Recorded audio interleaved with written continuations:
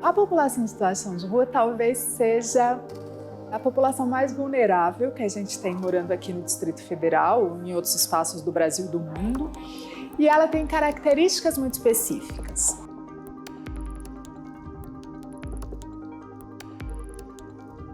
Qualquer ação que interfere diretamente na distribuição cotidiana da população no espaço da rua comprometeria a nossa metodologia.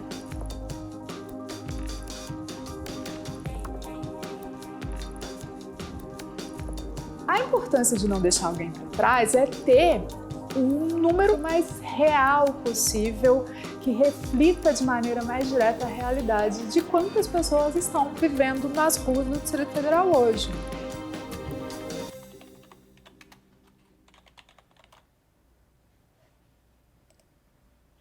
Foi um esforço de alinhamento, planejamento, de definição, de construção metodológica, operacional muito trabalhoso, porque a realidade dessas pessoas é muito complexa e que já tem uma característica de ser muito heterogênea, tem uma série de vulnerabilidades que se sobrepõem. Foi bem difícil e foi um desafio para a gente.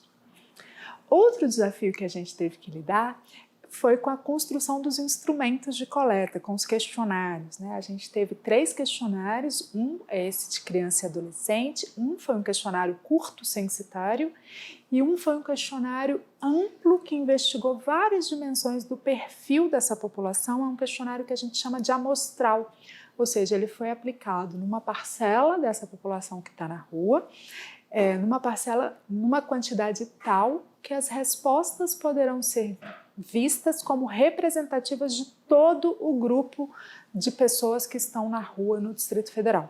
Então a gente está falando de mulheres e meninas que têm demandas específicas e condições de vulnerabilidade específicas também, pessoas idosas, pessoas com deficiência, população LGBTQIA+. Então são vários grupos populacionais que estão dentro desse grande grupo população em situação de rua que precisam também ter as suas condições visibilizadas e reconhecidas e as suas demandas também conhecidas para que os diversos setores da sociedade possam atuar diante da situação.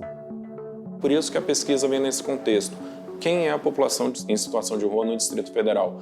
Quantos são imigrantes, quantos são migrantes, de onde vêm, de onde são daqui, há quanto tempo estão na rua, como sobrevivem na rua, é por meio de catação, não é? Então entender a população em situação de rua é poder planejar uma política pública de qualidade para ela. Vamos lá. Ó, vocês estão com os mapas então no primeiro dia, correto? Então é o primeiro mapa que tem que ser estudado. É bom quebrar a cabeça, é bom discutir, né? É porque é o primeiro momento que vocês estão com o mapa, isso é normal. Mas à medida que a gente vai passando agora as horas, né? Vai a campo ainda, e principalmente os dias da semana que vem, vocês vão, né, aprendendo, tirando mais dúvidas com a gente. A Tatiana vai dar algumas orientações agora, Tatiana. É importante ir para o território que vocês têm, para a área que vocês têm, sabendo o que vocês têm que fazer, né? Porque é não deixar ninguém para trás, a gente precisa contar todo mundo. A gente tem os números do CEAS, que é um número de abordagem que é bastante útil, a gente usou muitos dos dados do CEAS, sem eles a gente não teria esse nível de planejamento que a gente tem aqui, mas é preciso fazer uma pesquisa governamental, né, assim, que pergunte por outros elementos também, né? Então, assim, o CEAS está fazendo um registro, que é um registro amplo e importante, mas aqui, principalmente no questionário longo, que a gente vai trabalhar semana que vem, a gente pergunta um monte de coisas que o CEAS não tem nem objetivo de perguntar, né? Que vai refinar o conhecimento que a gente tem sobre essas pessoas para que depois a gente possa pensar ações. Tem vários momentos em que a gente vai conversar, tem secretarias que vêm aqui na Codeplan e perguntam pra gente quantas pessoas, a gente quer fazer um programa para as pessoas em situação de rua, quantas pessoas estão na rua? Não sabemos. Ah, a gente está fazendo plano de interesse de habitação de interesse social. Qual é o perfil dessas pessoas? Qual que é a renda média delas? Onde elas ficam? A gente diz não sabe. Então agora, pelo menos, quando alguém vier perguntar, a gente fala, a gente sabe, tá aqui. Se a ação vai sair no ano que vem, a gente não sabe, mas não é por falta de dado que a ação vai deixar de acontecer, entendeu? As políticas sociais são aquelas que trazem muito desafio para serem desenhadas e para serem implementadas. Tem um monte de histórias de políticas sociais que não dão certo porque elas não foram pensadas de maneira a atender às demandas específicas daquele público para quem ela se destina, sabe? E as estratégias para conhecer o público, seu contexto, suas demandas, são estratégias de pesquisas que vêm das ciências sociais e que são muito úteis, são imprescindíveis numa etapa de desenho de uma ação, de uma estratégia, de uma política pública.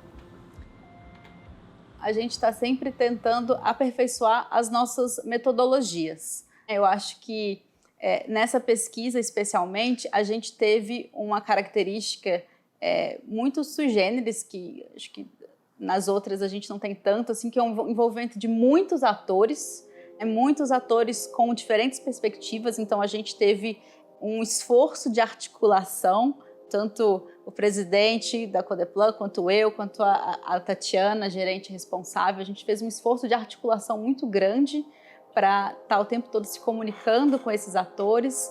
Teve um aprendizado também em relação a fazer uma pesquisa que, por sua natureza metodológica, ela precisa ser feita de forma muito rápida.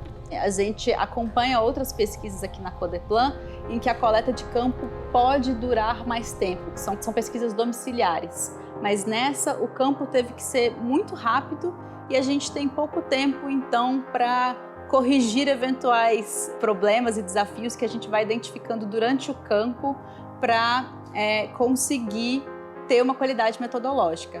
Então, com os dados do SES, a gente conseguiu fazer um trabalho muito rico, um trabalho prévio, né, para poder fundamentar toda a pesquisa, de onde se concentram as pessoas. Então, a gente sabia dos pontos de concentração, então a gente conseguia estimar se precisaria de mais ou menos pesquisadores naquela área, por exemplo, na 908 Norte, na Colina, enfim. Então, a gente sabia que 2 pessoas ali seria suficiente para entrevistar todas as pessoas que lá estariam. Então a gente conseguiu ter essa estimativa. E para além disso, o que faria sentido fazer uma cobertura a pé dos pesquisadores e o que faria sentido de carro. Então, a partir desses dados, a gente inclusive fez um mapa de cada RA, e foi um trabalho muito rico também pelo Diego e por toda a equipe aqui da Codeplan. A gente desenhou os polígonos, né, dentro de cada RA, de onde as regiões seriam percorridas a pé pelas equipes e onde poderia ser feito de carro, porque teria uma chance menor de encontrar, né, pessoas, mas sem deixar nenhuma parte do território do Distrito Federal descoberta. As Nações Unidas têm chamado a atenção, no âmbito das agendas internacionais, que para alcançar os objetivos e metas traçados pelos países, é fundamental não deixar ninguém para trás. E o que isso significa na prática?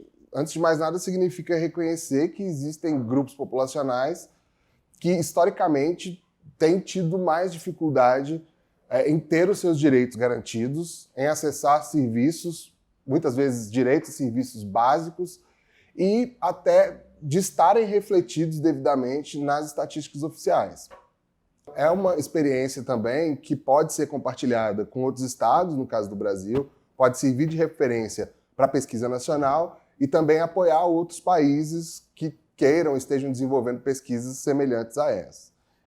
E a gente tem uma preocupação muito grande de fazer a gestão do conhecimento. Então a gente vai publicar documentos que detalham toda a metodologia que foi feita e a gente vai deixar registros aqui com todas as limitações e todos os pontos que a gente já identificou que podem ser melhorados para as próximas edições.